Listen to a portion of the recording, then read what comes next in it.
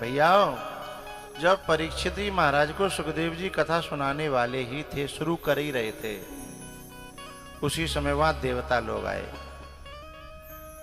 का लेके स्वर्ग को अमृत लेके, और बोले सुखदेव जी से कि ये स्वर्ग को अमृत परीक्षित जी को पिवाए दो, और हमें ये कथामृत पिवाए दो। सुखदेव जी ने कहा कि ये तुम्हारा स्वर्ग का अमृत क्या करता है? बोले अमर कर देता है। परीक्षित जी को अमर कर देगा, मरने नहीं देगा, चाहे तक्षक डसे चाहे तक्षक को बाप डसे, परीक्षित मरेगा नहीं। ये वो अमृत है हमारे स्वर्ग का। अच्छा, ये बताओ तुम जो इस अमृत को यहां दे करके कथामृत पीने क्यों आए हो? तो भैया गढ़ी वाले हो, एक बड़ी प्यारी बात कही देवताओं ने। क्या? कि ये जो हमारा अमृत है ना, उम्र तो बढ़ाता है पर शांति नहीं देता। इंद्र भी परेशान है, वरुण भी परेशान है, कुबेर भी परेशान है, बार बार राक्षस मारते हैं, गुफाओं में घुस जाते हैं, रावण मारता है, कभी हिरण्यकश्यपु मारता है।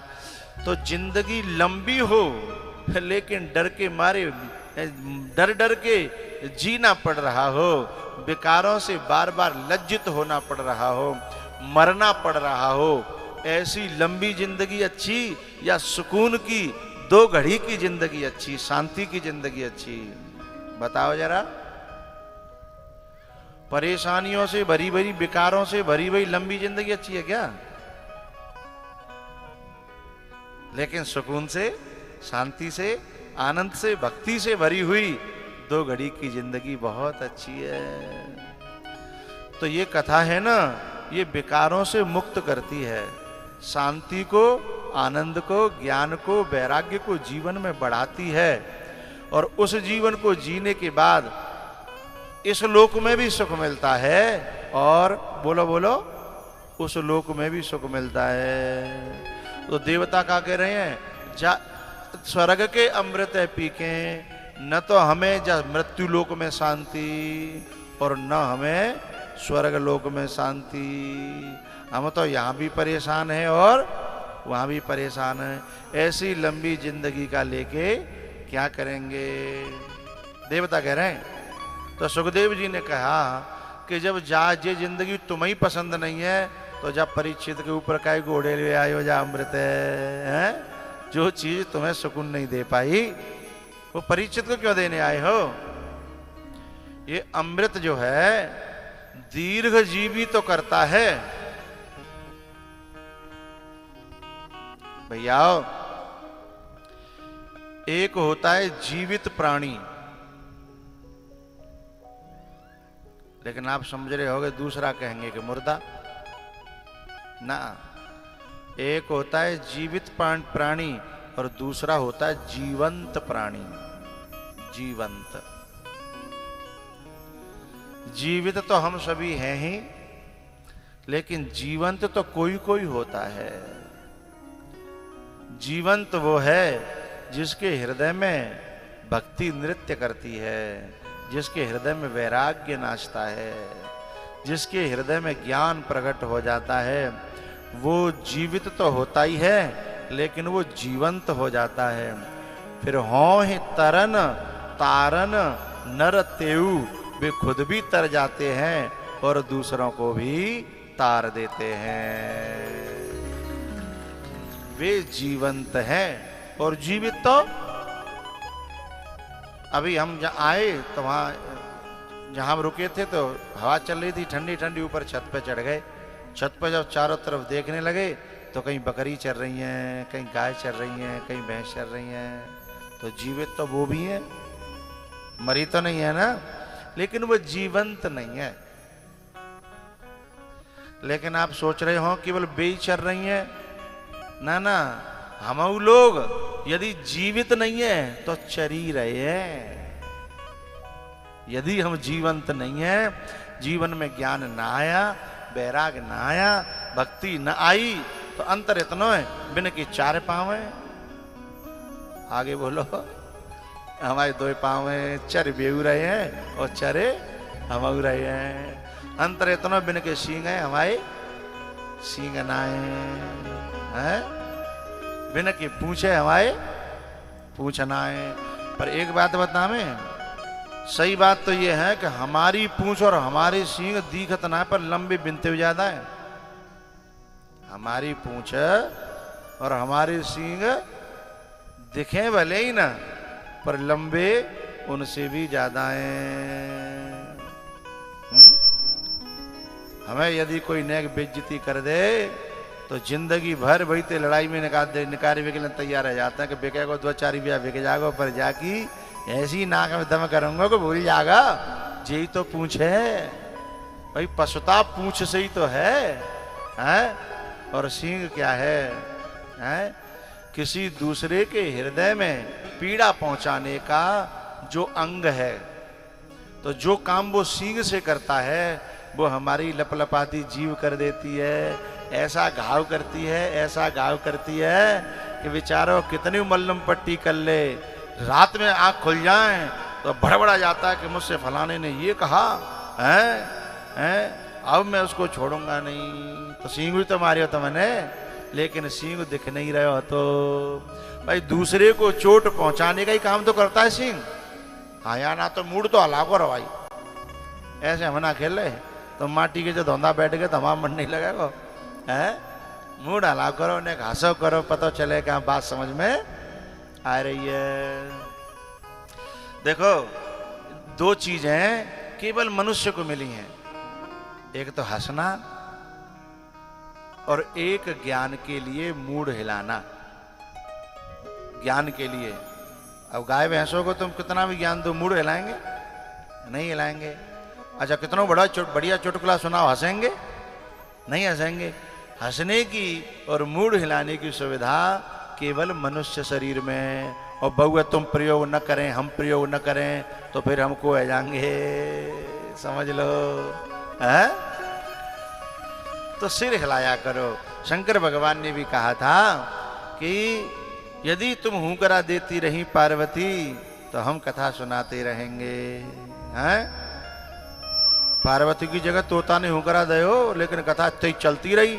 यदि वो तोता भी हुंकरा न देता तो कथा बंद हो जाती है ना। तो तुम सिर हिलाते हो, जब हंसते हो तो मुझे लगता है कि भीतर गई दवाई है। तो मैं कोशिश करूंगा इन 7 दिनों में तुम्हारे हृदय में मैं धान की जहाँ मैं रुका था वहाँ मैंने ऊपर चढ़ के देखा खेतन में पानी लगाया जा रहा है। पानी ना लगा रहा हो, पानी तो भरे जा रहे हैं। काय के लिए भरे जा रहे हैं? शायद धान की पौध करी जा रही होगी ना, हैं? फिर भी उखरे के दूसरी जगह लग जाएंगे, है ना। तो अब मैं इन 7 दिनों में तुम्हारे हृदय में धान की पौध बोने आया हूँ, हैं? फिर मैं 7 दिन बोऊंगा और पानी लगाऊंगा। फिर कऊ जमाने में धान आएंगे, वहां में भक्ति आवेगी, ज्ञान आवेगो, वैराग्य आवेगो। इदम शरीरम कौन्तेय। मेरे बगल में विप्र देवता बैठे हैं और माला भी जप रहे हैं, बहुत ध्यान से कथा भी सुन रहे हैं, मेरी हर बात पे कह रहे हैं हाँ बिल्कुल सही कह रहे, बिल्कुल सही कह रहे हैं। तो सुखदेव जी महाराज ने परीक्षित जी से कहा अभक्तांस्तांश्च विज्ञाय न ददौ स कथामृतम। बोले तुम देवता तो हो लेकिन भक्त नहीं हो। बाहू की सुनहि बड़ाई जो काहू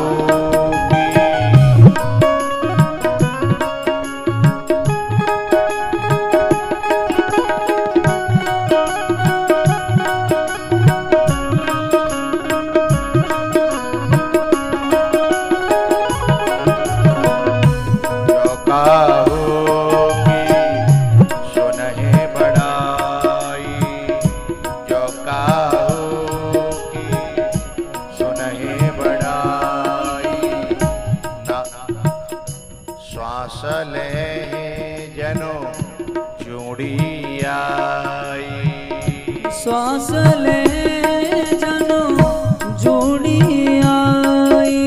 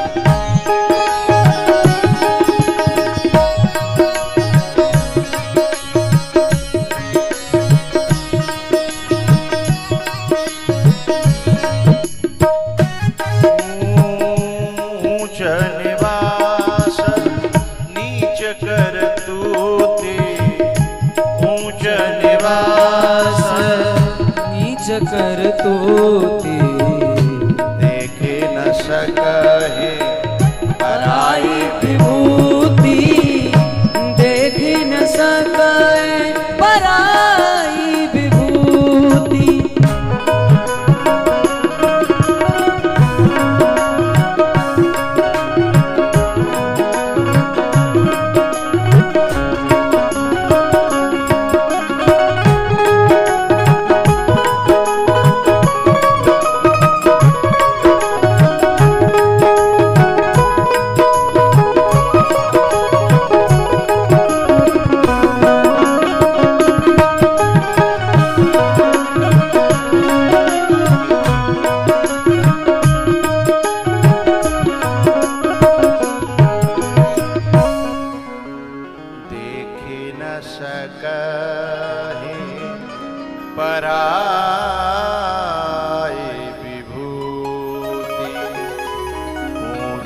निवास नीच कर तूती देखे न सके पराए विभूति। सनत कुमारों ने कहा, अरे नारद जी धन्य हो तुम, दूसरों के दुख को देख करके जो उसके दुख को दूर करने का प्रयास करे वो सबसे बड़ा साधु है। सनत कुमार कह रहे हैं, अहो नारद धन्योसी विरक्तानाम शिरोमणि सदा श्री कृष्ण दासानाम अग्रणी योग भास्कर अग्रणी योग भास्कर। आप जो है भगवान के दासों में अग्रणीय हो, जो तुमने किसी दूसरे का दुख देखकर से दूर करने का प्रयास किया।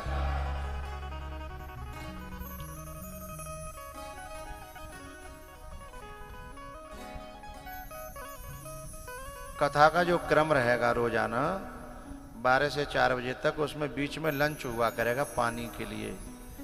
अभी जो पानी पिला रहे हैं बेटा वो अलाउड नहीं है। पानी की जो बाल्टी लिए हैं वो नेक देर बाहर निकल जाओ, मग्गा ले लो अपने अपने, मग्गा लेके बाहर निकल जाओ। जिनको पानी पीना बीच में बार बार प्यास लगे हमारी तरह, तो अपनी बोतल रखो। देखो हम बोतल रखते हैं, बीच बीच में यदि पानी पिलाने वाले घूमेंगे तो उससे कथा में विक्षेप होगा, है ना, और फिर उससे हमारा मन नहीं लगेगा, फिर बीच में बातचीत चालू है जाननी। तो बीच में अपने पास पानी की बोतल रखेंगे, नेकाद प्यास सहन करनी होगी तो नेकाद कर लेंगे, है ना।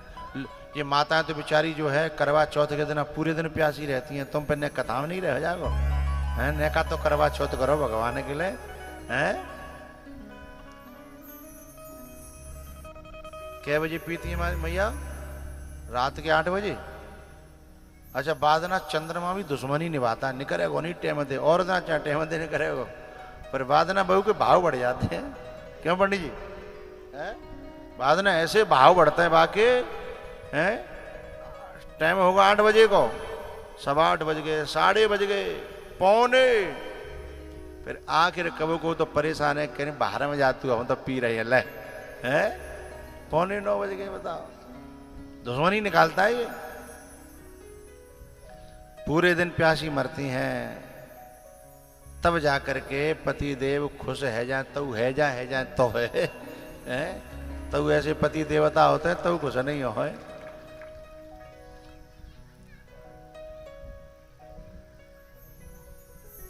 लेकिन हम यदि थोड़ी सी तितिक्षा करेंगे भागवत जी के लिए, तो पति देवता मोना पतो खुश होता है कि ना होता, भागवत जी खुश हो जाती है। ये मेरी पक्की आपको विश्वास दिलाने वाली बात है। थोड़ी सी तितिक्षा।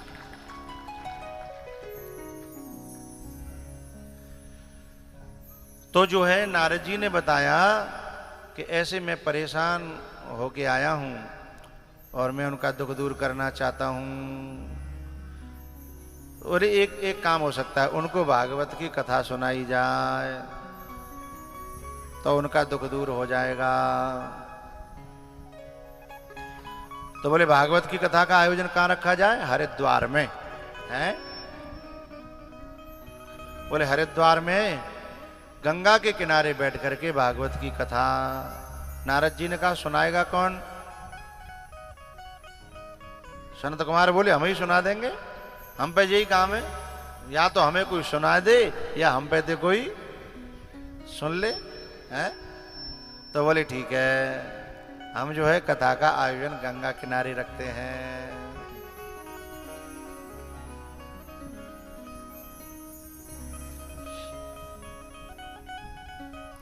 आयोजन रखा गया, और जब वो आयोजन रखा गया तो वहां बड़े बड़े ऋषि मुनि संत महात्माओं को पता चला कि कौन कथा करा रहे हैं। बोले नारद जी, यानी कथा कराने वाले जो परीक्षित हैं वो कौन बन रहे हैं? नारद जी। तो हमारी जो घड़ी की कथा है वो भी ऐसी ही है, जाके परीक्षित भी संत भगवान हैं। और जहां संत भगवान परीक्षित बने तो फिर बात कुछ अलग हो जाती है। क्योंकि गृहस्थी में तो ये भैया मेरी तोते लड़ाई है, तेरी मोते लड़ाई है, तू कदा तू परीक्षित बने हो तो मो ना आनो, चाहे कजू है जाए। हैं? तो हम 50 जो है पार्टी पड़ जाएंगी, लेकिन संत भगवान बन जाए तो हैं? फिर तो सबकी कथा है गई। और करने वाले भी सनत कुमार वहां पे आए, तो लोगों को पता चला कि नारद जी परीक्षित बन रहे हैं और सनत कुमार कथा कह रहे हैं। तो जा के कानम परी बई ने सोची भैया हम तो चलेंगे, हम तो अब 7 दिन वहीं रहेंगे, अब नहीं आएंगे। संतन की कथा कहने वाले संत, कराने वाले संत, तो उसमें पता है कैसे कैसे ऋषि महान आए। नाम सुनाता हूं मैं आपको 2-4। भृगुर वसिष्ठस च्यवनश्च गौतमो।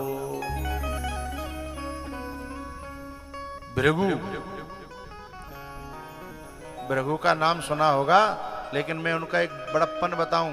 इतनी ऊंची स्थिति पे थे कि भगवान की छाती में भी लात मारने की जो क्षमता रखते हैं। अब ऐसे ऋषि जब कथा सुनने आए होंगे तो हम जैसे टुच्चे मुच्चे तो वैसे ही पीछे लग गए होंगे कि भैया जे जा रहे हैं तो काम कछु बड़ो ही होगा, नहीं जे कह को जाते। दूसरे नंबर पे है वशिष्ठ, राम जी के भी जो गुरु हैं। च्यवन ऋषि, च्यवन जिनके नाम से आज भी च्यवनप्राश बिकता है, ऋषि च्यवन। गौतम मेधा तिथिर देवल देवरातौ। परशुराम, परशुराम जब फरसा लेके दौड़े जा रहे तो लोगों को शंका है कि कहूं है परी। लोगों ने समझी कि कहूं है परी, कहूं बज गई। परशुराम तो तभी जाते फरसा लेके हैं, लेकिन लोगों ने पूछी बाबा कहां है गई, कहां है गई। तब परशुराम जी ने कि तुमने मेरी बड़ी गलत इमेज बना रखी है भाई, मैं केवल लड़ने के लिए ही नहीं भागता हूं, मैं तो कथा, हरिद्वार में एक कथा चालू है रही है, मैं उसे सुनने के लिए जा रहा हूं। तब लोगों ने समझी कि जो फरसाधारी सुनवे जा रहे हैं ऐसे ऐसे, तो फिर हम कौन से खेत की मूली हैं। सो बीच बीच में लोग धर दौड़े, इतनी भीड़ है गई कि साहब ऋषि मुनियों का समाज सारे तीर्थ रूप धर धर के आ गए। अब जैसे आपकी घड़ी में कथा है रही है तो यहाँ तुम्हें ऐसे ऐसे चेहरा मिलेंगे जो तुमने कभी नहीं देखे होंगे। फिर तुम सोचोगे भाई जी कहाँ को आदमी हो रे। फिर तुम बगल वाले देखे, तू जानतो है? बोले ना तो। बोले तू जानतो? बोले ना तो। जब कोई ना जाननो, न तू जाननो न मैं जाननो, तो वो चेहरा कहूँ आस पास को तो होगा नहीं, तो कहूँ दूर को ही होगा, और है सका तो कहूँ बहुत दूर को हो, बहुत दूर को है। ना जाने किस वेश में नारायण मिल जाए। प्रभु चरित सुनिबे को रसिया, राम लखन सीता मन बसिया। राम लखन सीता मन बसिया।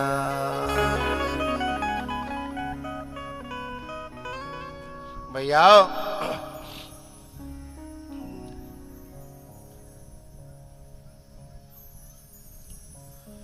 नारद जी महाराज कथा को श्रवण करते हैं। श्रवण करते करते जैसे 7वां दिन आया, सोई ज्ञान वैराग्य युवान हो गए, जवान हो गए, खड़े हो गए। भक्ति ने दोनों का हाथ पकड़ा और जो है उसमें भक्ति दोनों के हाथ पकड़ करके नाचने लगी। ज्ञान वैराग्य नाचने लग गए, कीर्तन होने लगा। इस मन में रहा करना, इस तन में रहा करना।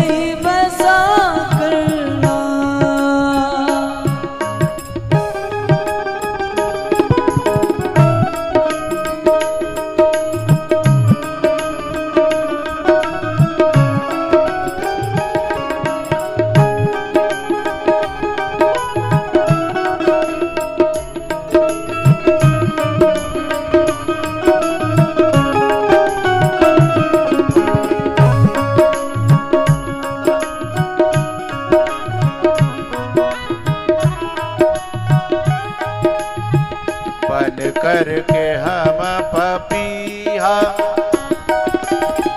पीऊ पीऊ रटा करेंगे।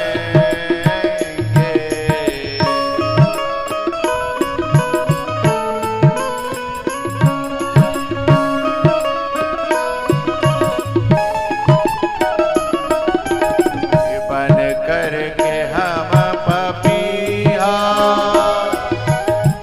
पीऊ पीऊ रटा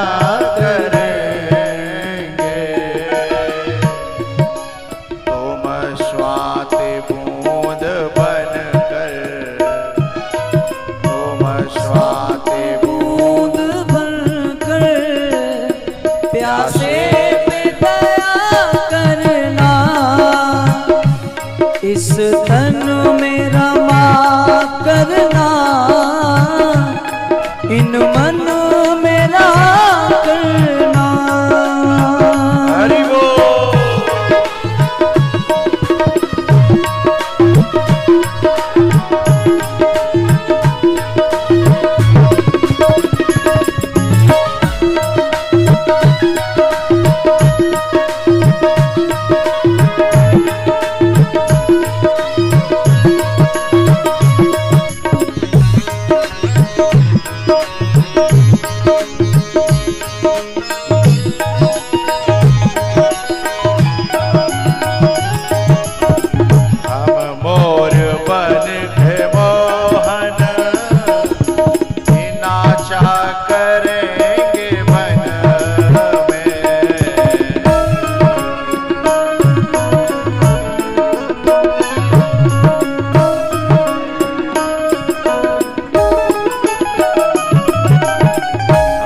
मोर बन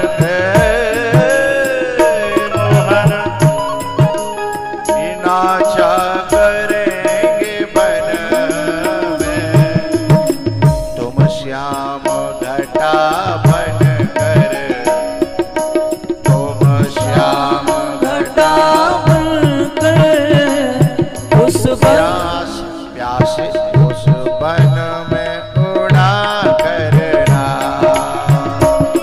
तुम श्याम घटा बनकर, तुम श्याम घटा बनकर उस वन में उड़ा करना। इस तन में रवा करना, इस मन में रहा करना।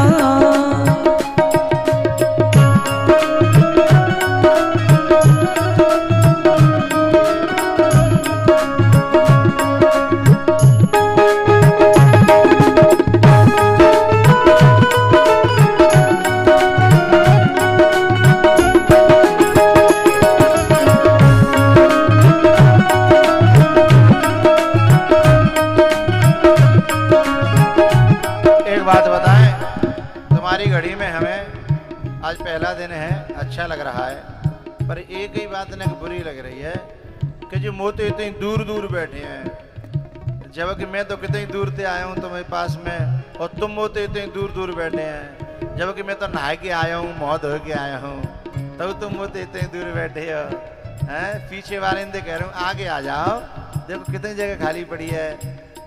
तो देखो मुँह पे बात सवारी हो तो बिल्कुल मत आओ आगे हैं। और तुम्हें ठीक लगे कि दर्शन करने हैं, नजदीक आना, नजदीक आ जाओ, मुझे अच्छा लगेगा।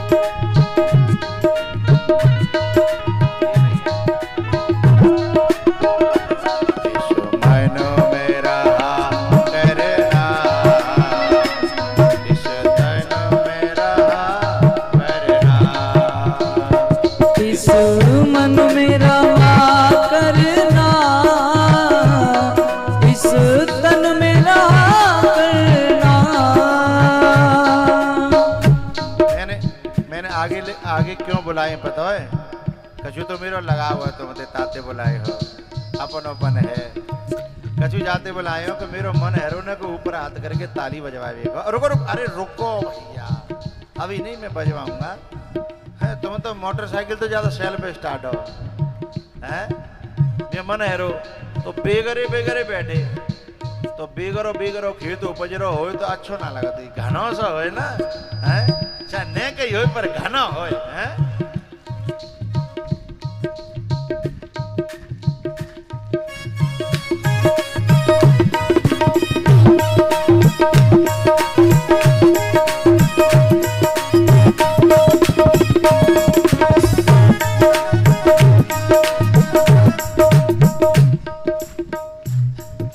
ये जो बाजरा की नीचे कर लो, मेरे हाथ नीचे आ जाए तो तुरंत नीचे। अब एक आध दिन तो मुझे सिखाने पड़ेंगे ना, कछु नए नए हैं, बिल्कुल नए नौदरे हैं ना।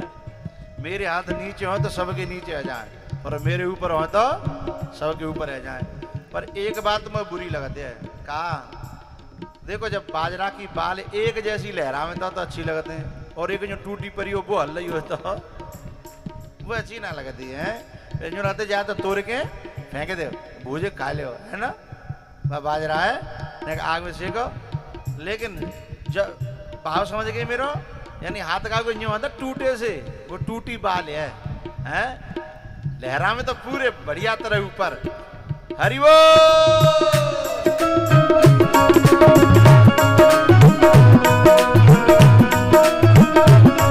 बहुत सुंदर।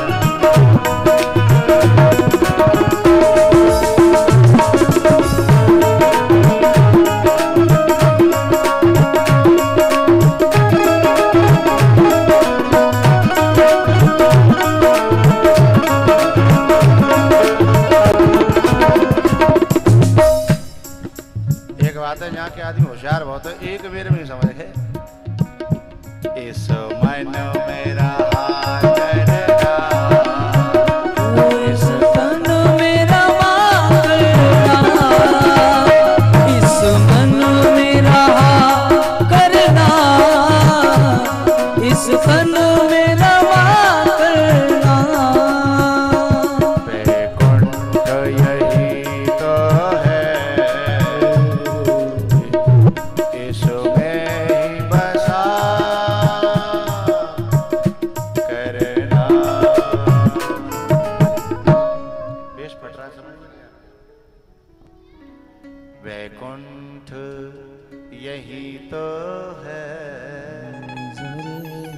ये जो मैदान है जिसमें कथा हो रही है, अब ये 7 दिन तक बैकुंठ से 1 इंच भी कम नहीं रहेगा, है? यहाँ पूरा बैकुंठ बनेगा, बैकुंठ बन चुका है। अब तुम्हें ऐसा नहीं लग रही हो कि तुम घड़ी में बैठे हो, हैं? तुम्हें पता नहीं चल रही कि कहाँ बैठे हो, हैं? जो तो बाद में पता पड़ेगी जब पश्चात बट जाओ, जब आरती आ जाएगी, अच्छा हम घड़ी में ही बैठे थे, हैं? भैया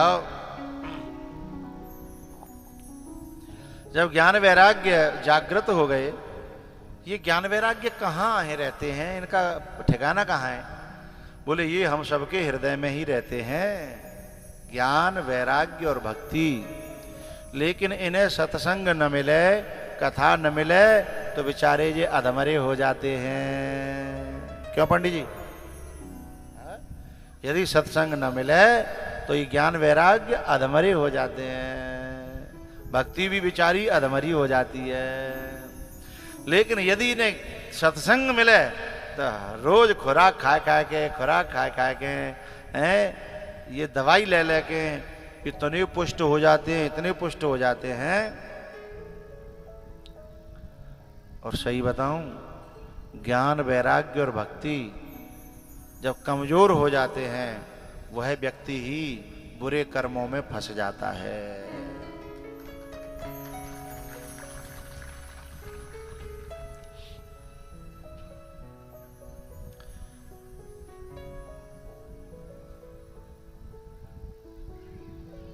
बीच में मैंने एक जगह देखा मोबाइल में, क्या हो रहा है कि एक जो है सूअर पकड़ने वाला व्यक्ति और जाल बिछा देता है और चारों तरफ से जो है सूअर घेर के ला रहा है। वो सूअर घेर के लाया तो बाम एकदम जब सूअर जाल से टकराए तो सूअर फंसते गए। एक सूअर बहुत बलवान, बड़ा तगड़ा, जाल में टकराया और बाने ऐसे यूं करके दोनों तरफ दांतों वाला सूअर जो है, और यूं ऐसे करके किया और जाल फाड़ दिया, और जाल में होके खुद भी निकल गया और जितने फंसे थे उन सब को निकाल ले गया। मैं काय की बात कर रहा हूं? जिसका ज्ञान और वैराग्य और भक्ति उस सूअर की तरह, बाराह की तरह जो बलवान होंगे ना, तो माया के जाल में, मोह के जाल में, लोभ के जाल में, ये जाल उसे रोक नहीं पाएंगे, फंसा नहीं पाएंगे। उस जाल को फाड़ता हुआ और सब खुद भी निकल जाएगा और औरों को भी निकाल ले जाएगा। और बेचारे के हाथ पांव कीर्तन कर रहे होंगे सूअर के, ज्ञान के, वैराग्य के, मोह पंजीरी मांग रहे होगो, लड़खड़ा रहे होंगे, पांव ठाड़ो नहीं बह जा रहे होगो, तो भाई तो जाल की जरूरत है ना, वो तो वैसे ही फंसो ही डरे है, वह जाली का जरूरत है, पकड़ के वैसे ही ले जाओ, है? तो जिनके ज्ञान वैराग्य यदि जिंदा और जर्जर नहीं है, जिंदा है और जर्जर नहीं है, अच्छे हैं, पुष्ट हैं, उसे कोई लोभ ही लोभ में फंसा लेगा। किसी को वैराग्य है कि हम पे सबको जो भगवान को दया, हमें कहू को भैया बेईमानी को 1 रुपया नहीं चाहिए, ये वैरागी होगा तब कह पावेगा, लोभी होगा तो नहीं कह पावेगा, फिर भाई कोई फंसा लेगा। माखी गुड़ में गड़ रही। कोई एक बालक जो है पांडाल में खेलते हुए, ए भाई जो फारों को चालू कर रहे हो, बच्चा तमाशा देख रहे हैं, कथा इधर चल रही है, अब इन्हें मत चला बेटा, अब तो कथा पूरी होने वाली है। अब रहने दो, हमारी प्रार्थना स्वीकार कर लो। अब कल चलियो इन बच्चों ने थोड़ी देर बाहर और कर दो, एक देर 10 मिनट और कथा चलेगी। इन बच्चों को बाहर कर दो जिन्होंने यही कबड्डी को मैदान बना रखा है।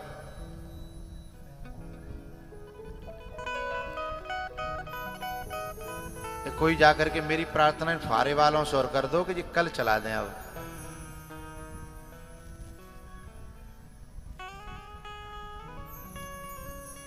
कि भैया मेरी प्रार्थना मां तक जा ना रही का? क्यों भैया? कुछ लोग ऐसे हैं सुविधा के नाम पर भंगा डालते हैं। सेवा नहीं है ये भंगा है कथा में। कल इनको कथा से पहले प्रारंभ कर देना और फिर बीच में विक्षेप मत करना। आ जाओ, बैठ जाओ, मान तो लई पर राजी तो ना मानी। कछु लोग यहाँ के तुम्हारे क्षेत्र के भैंस हैं, राजी तो ना मानते ही। क्यों स्वामी जी? राजी के ना है तो कुछ ऐसे लग रहे हैं। जितने लोग जो है पांडाल में डोलने का बिनते, मेरी एक और प्रार्थना रहती है, व्यवस्था के नाम पर डोलना फिरना अच्छा नहीं लगता। बैठ जाओ, जब तुम्हें जरूरत पड़ेगी तो हम व्यवस्था के लिए कह देंगे ठाड़ी आवेगी। बैठ जाओ।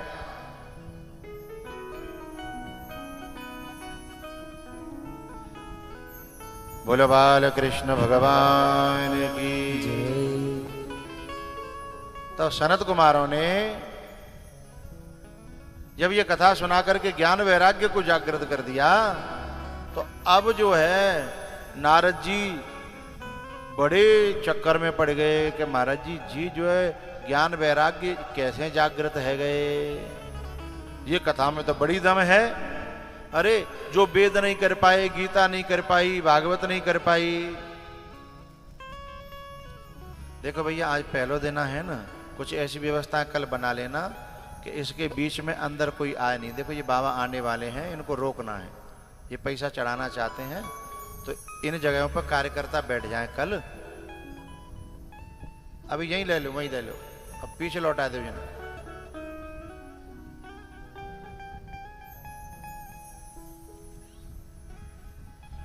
और इधर से पुरुषों का जो है ना आगमन नहीं रखा जाएगा ना। कल हमारे जो व्यवस्था में जो तुम्हें व्यवस्था समझाएंगे उन सारी व्यवस्थाओं को कार्यकर्ताओं को समझ लेना है ना, तो कथा के बीच में बेघन न पड़े। भैया मेरी एक प्रार्थना है, मेरी जो कथा है वो रटी पिटी नहीं है क्या कैसेट लगा दे और फिर चाहे तुम नाचो चाहे कूदो कैसेट चलती रहेगी, वैसी नहीं है। मेरी कथा जो है ना क्षेत्र की, गांव की, समाज की, परिवार की नवज देख करके वहां कौन सी दवाई मेडिकल में ते देनी है, जो बहुत दिमाग को लगा के ये काम करना पड़ता है। यदि मामलो जो गड़बड़ है तो दवाई कछू की कछू रह जाएगी, तो फिर वो फायदा नहीं होगा जो होना चाहिए, है ना। तो देश के हिसाब से, गांव के हिसाब से, क्षेत्र के हिसाब से जो चाहिए है वो दवाई देनी है। तो वहां में बेघन ना आवे, ऐसा कल से प्रयास करना। तो नारद जी महाराज ने क्या किया, उनसे कहा सनत कुमारों से कि भगवान ये कथा इतनी महान है। बोले हाँ। बोले ये ऐसा और क्या क्या कर सकती है। सदा सेव्या श्रीमद्भागवती कथा यस्याः श्रवण मात्रेण हरिश्चित्रम समाश्रये हरिश्चित्तम समाश्रये।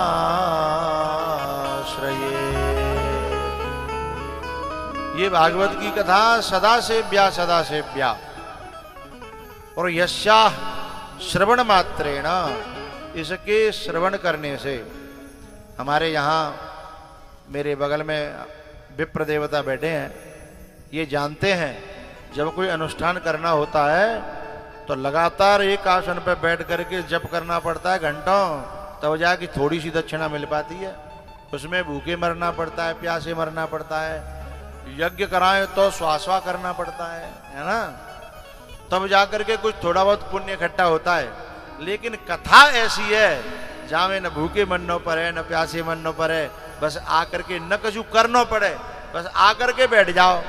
कान में होके अपने आप जाती है और अपने आप विकारों को खत्म कर देती है।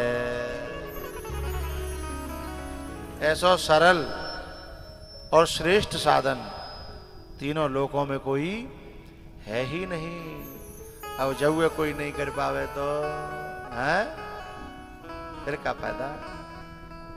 भैया नारद जी ने जब पूछा तो सनत कुमारों ने बताया कि बड़े से बड़े पाप को नष्ट कर सकती है। बोले हैं? बोले हाँ।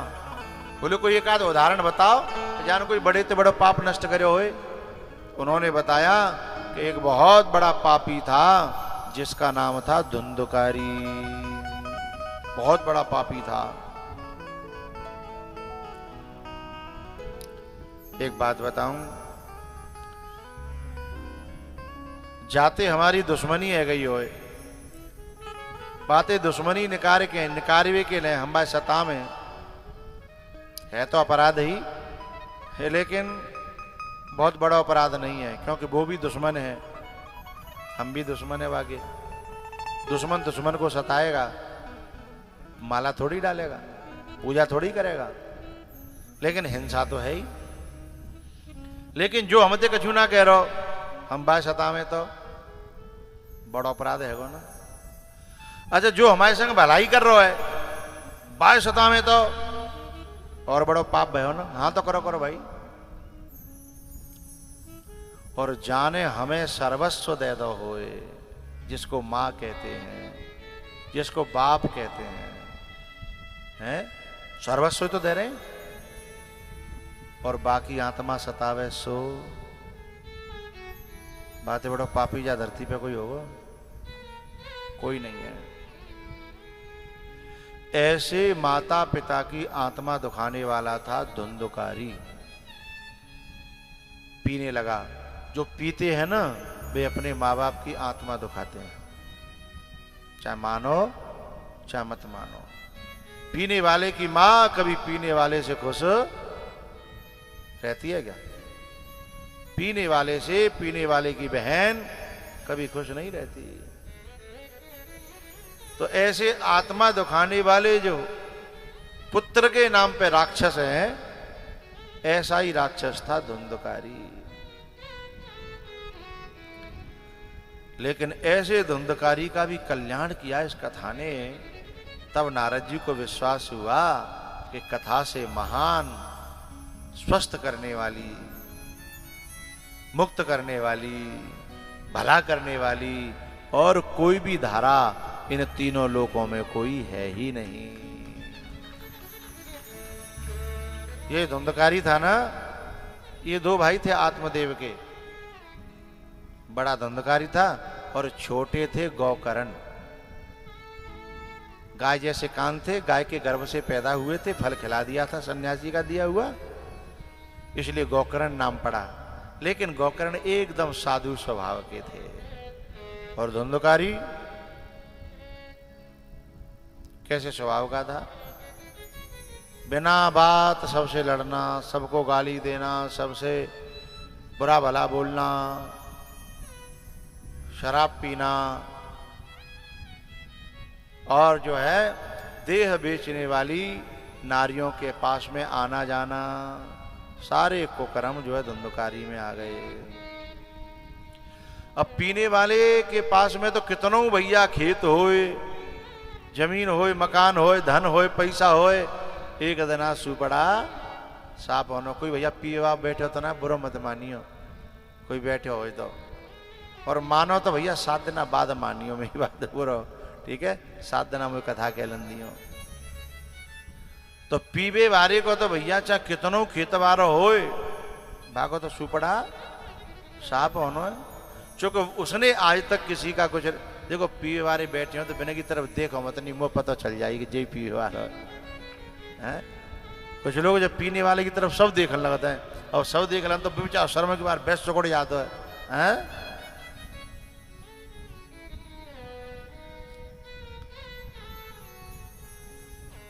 तो क्या हुआ, वो जो धुंधकारी था ना,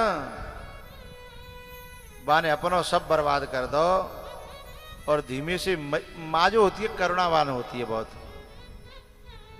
माँ के पास आकर के रोता था कि आज पीवे काज ना तो मुझे दे दे, धीमे धीमे पैसा दे, फिर चांदी दई अपनी, फिर सोने हुए ले गो।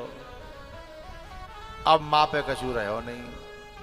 फिर धमकी देता था क्या तो मर जाऊंगा या मार दूंगा। और माँ बेचारी दोनों से ही दुखी है, छोरा मरेगो तो और ज्यादा कलेश, और खुद ही मर गई तो मरी हुई तो कलेश कष्ट है ही। जब माँ पे कछु नहीं बचो और बाने माँ पे मांगो, और जब माँ नहीं दे पाई तो बाने कुआं में गिरा के माँ को जो है बुरी तड़पा तड़पा करके मारा। इतना बड़ा पापी। अब सोचो कुआं में गिरी होगी तो कै दिना में मरी होगी, हाथ पांव टूटे होंगे, नेक कांटो चुभ जाए, कितना दर्द होता है। इतना बड़ा पापी था वो। अपने कर्मों के कारण बन गया था प्रेत। उसके पिताजी जो आत्मदेव ब्राह्मण थे, बड़े सरल ब्राह्मण, बड़े पवित्र ब्राह्मण,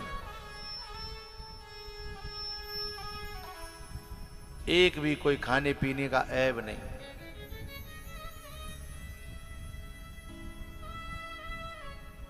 और छोरा में ऐब ही ऐब, कोई सद्गुण नहीं। तो दुनिया भर की शिकायतें आने लगी, तो जो शर्मदार व्यक्ति होता है वो शिकायतों से ही मर जाता है बेचारा। बाय फिर जाहिर जहर देवे की, बाकी औलाद को कर्म पे आ जाए और 4-6 व्यक्ति आके कहें तुम्हारा छोरा न्यो, तुम्हारा छोरा माँ देखे नाली में पड़ो, कुत्ता मुंह पे बाके पे हैं, जो कन्नो हो तो कहता है कर रहे हैं, नाली में पड़ो तो बाप बेचारो न मरे और न जी पावे। भैया धुंधकारी जो है उसके कर्मों से परेशान हो रहे थे आत्मदेव जी महाराज। एक दिन जो है संत लौटे, उसके पुत्र बेट छोटे वाले गौकर्ण, वो साधु थे। एक बात बताऊं, जिसके कर्मों से माँ बाप को दिल खुश रह जाए और माँ बाप यूं कह दें कि अगले जन्म में बेटा मिले मुझे तो ऐसो ही मिले, तो समझना बा बेटा है और कुछ यज्ञ करवे की जरूरत ना, बा को लोक और परलोक दोनों बन गए। वो ऐसा माँ बाप कब कहेंगे जब बेटा बहुत सुपात्र होगा, बहुत सुपात्र होगा। तो गोकर्ण जी महाराज थे ना, वे चले गए थे तीर्थों में भ्रमण करने के लिए। बहुत दिनों बाद लौटे, पिताजी को दुखी देखा। पिताजी क्या बात है, तुम बड़े दुखी हो? अपने पिता के दर्द को पहचान पावे वही सांचो सपूत है। उन्हें कपूत तो मुकते डोली रहे हैं। अपने पिता के दर्द को समझे, दुख को समझे, पीड़ा को समझे, और चाहे कर पावे चाहे नहीं कर पावे, पर पिताजी से कहे जरूर, पिताजी चिंता मत करो, अब हम बड़े रह जा रहे हैं, तो मैं ज्यादा दुख नहीं झेलना पड़ेगा, तुमने हमारी खातिर बड़े दुख झेले हैं। ऐसे माँ बाप तो कह ले बस, सोई बिन की आत्मा हरी है जाते, फिर कजू करवे धरवे की ज्यादा वे यूं समझ लें कि छोरा समझ रहा है। इतने में माँ को तसल्ली मिलती है, बाप को तसल्ली मिल जाती है कि मैं छोरा समझ रहा है। अब तो कपूत ऐसे हैं, समझते तो कुछ है नहीं, और बाप कर करके मर गो ऊपर तेजी और कहेंगे तुमने हमारे लिए कर का दो हैं, तुम्हारे हमारे लिए करो ही का है। बापन बिचाए ने पठी पनैया पहरी, फटी बनियान पहरी है, और छोरा को नए नए कपड़ा ला के दे। कहूँ ते खरबूजा तरबूजो आयो तो पहले छोरा को राख्यो, बच्चे को तो खा लेंगे नहीं, कोई बात ना, हम कहा मोटे रह रहे हैं, अब कहा हम हरो हाँकेंगे, बूढ़े रह रहे हैं, बालक खा लेंगे हैं। ऐसा कर करके अपना पेट काट काट के माँ बाप ने जिन औलाद को खिलाया, और वही औलाद फिर जी कह दे कि तुमने हमारे लिए करो का। मुझे लगता है कि ऐसी औलाद पे मट्टी को तेल छिड़क के हैं और आग लगा देनी चाहिए, कोई दोष नहीं लगेगा। औलाद नहीं है वो। औलाद के चोला ओढ़े भय कोई राक्षस पैदा है वो कौन कारण से, कौ पाप के कारण है?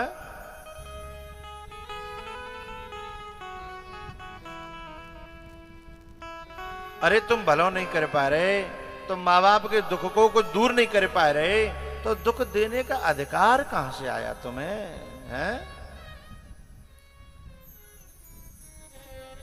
ये तो सच है कि भगवान है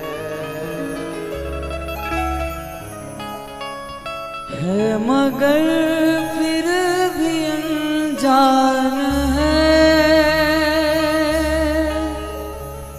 धरती पे रूप माँ बाप का, उस विधाता की पहचान है।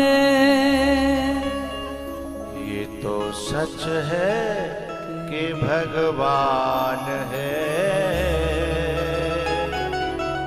मैं उन पुत्रों से एक बात कह देना चाहता हूं जिन्होंने जीते जी माँ बाप की कदर नहीं समझी है। जादना माँ बाप नहीं रहेंगे तादना तुम्हें एहसास होगा कि माँ क्या होती है और बाप क्या होता है। लेकिन फिर रोए, केवल रोए लोगे, फिर माँ बाप मिलने वाले हैं नहीं, और फिर रोने से कुछ होने वाला।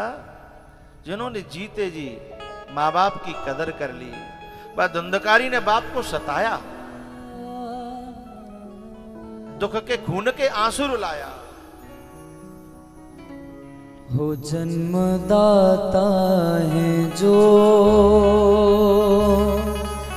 नाम जिनसे मिला, थाम कर जिनकी उंगली ये बचपन चला, कांधे पर बैठ के जिनके देखा जहां, ज्ञान जिनसे मिला, क्या भला क्या बुरा, कितने उपकार हैं क्या कहें, ये बताना आसान है। धरती पे रूप माँ बाप का, उस विधाता की पहचान है।